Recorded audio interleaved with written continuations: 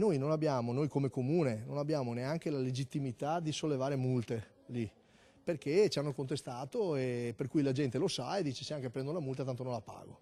Questo è il tema della questione. Oggi abbiamo passato in giunta una convenzione che abbiamo fatto per le acque del magistrato alle acque, adesso la faremo anche per la capitaneria, ma con tutti i tempi biblici che ci sono a fare ste robe. Vedremo le indagini, vedremo di capire bene cosa è successo.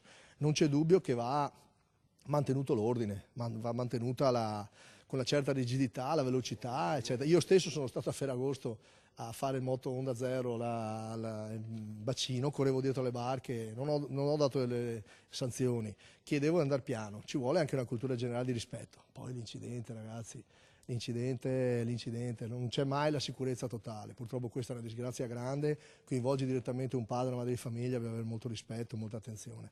Quindi mi fermerei al lutto, insomma, che la città dà.